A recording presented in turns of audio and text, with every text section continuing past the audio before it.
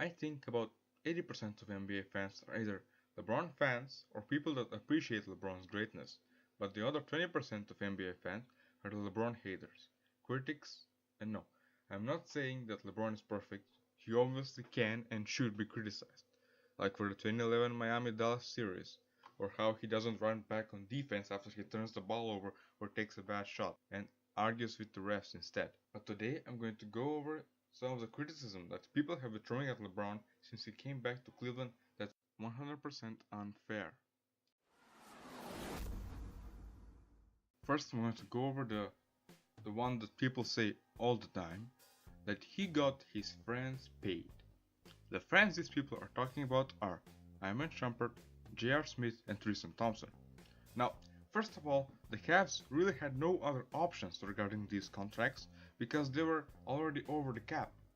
So you're in a situation where A, you pay these players what they want because you're over the cap and you can't sign anyone, or B, you let the players walk, get nothing for them, and you're still over the cap. Now let's start with Iman Shumpert contract, which when it was signed it wasn't that crazy. On July 2nd, 2015, the Cavs signed Iman Shumpert to a 4-year, $40 million contract. Shumpert back then was seen as a solid bench player that could go out to 3 positions with some 3-point shooting. In the 2014-2015 playoffs, Shumpert averaged 9 points per game, 5 rebounds per game, 1 assist per game, 1 steal per game, as well as 1 block per game on 35% from deep, although his field goal percentage was god-awful at 36%. But the Cavs had bird rights on him and had to sign him, or let him walk, and they decided to sign him. Nobody expected him to turn into a big pile of steaming dog shit so quickly. The Cavs signed Tristan Thompson to a 5-year, $82 million contract, who was overpaid, but solid. In 2014-2015 playoffs, he averaged almost 10 points and 11 rebounds and a block, which are not 5-year, $82 million numbers, but are still solid numbers, and they had to overpay him, otherwise he walks. And actually, Tristan Thompson was a pretty big factor in them coming back in the 2016 NBA Finals. In the 4 wins that the Cleveland got, he averaged 11 points, 12 rebounds, and a blocks on great field goal percentages. And even in these playoffs, he's not that bad. He's not very good, but he's not Jordan Clarkson bad or J.R. Smith bad. From Game 7 Indiana Cleveland series to Game 3 in the NBA Finals, he's averaging 7 points and 7 rebounds on 61% field goal shooting, which is okay, and pretty underrated in my opinion.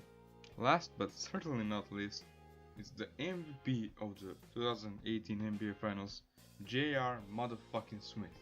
This lad signed a 4-year, $57 million contract 16th of October 2016, after they won the finals. In no small part thanks to J.R. Smith, with his 8-point run to start the third quarter.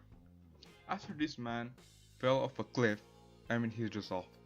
This playoffs, the man is shooting 34% from the field. 34% from the field. And he single-handedly fucked up an 85% chance that the Cavs win Game 1. So in conclusion, these contracts are bad, but they were Cleveland's only option, seeing as they had no cap space. Plus, J.R. Smith and Tristan Thompson played a great part in them winning the title in 2016, so I would say it was worth it for the Cavs. Another thing people say about LeBron is that he is the general manager of the Cleveland Cavaliers, that he handpicked his team, that he drove Kyrie Irving out of town, etc. etc. Despite everyone saying that he is the GM of the Cleveland Cavaliers, actual GM of the Cleveland Cavaliers said that it isn't true at all. Now, let's look at 3 main decisions that Dan Gilbert and the Cavs front office made this season alone that pretty much made it certain that LeBron will leave Cleveland. First, they fired GM David Griffin, who was close to LeBron because he wanted a raise, and Dan Gilbert didn't want to pay him. They traded Kyrie Irving when he didn't want them to trade him and he wanted to work it out with him. And they didn't trade the Brooklyn pick for DeAndre Jordan like he wanted. These 3 decisions pretty much say that LeBron doesn't make the decisions in the Cavs front office. I don't know how people thought that this was the case. Believe it or not, there are people that are saying that LeBron James in the 2018 playoffs has enough help to win the title. Like, I know these people are just a vocal minority, but I just have to address this. So I'm just going to list off some numbers from the NBA playoffs for the Cavs players until Game 3 of the NBA Finals, just to shut this shit down. Jordan Clarkson, 5 points per game, 2 rebounds per game, on 40% field goal shooting and 24% from deep. Rodney Hood, 5 points, 1.5 rebounds, 1 assist, on 45% field goal shooting, 14% from deep. J.R. Smith, 8.5 points per game, 3 rebounds, an assist, and a block, on 34% shooting from the field and 36% from deep.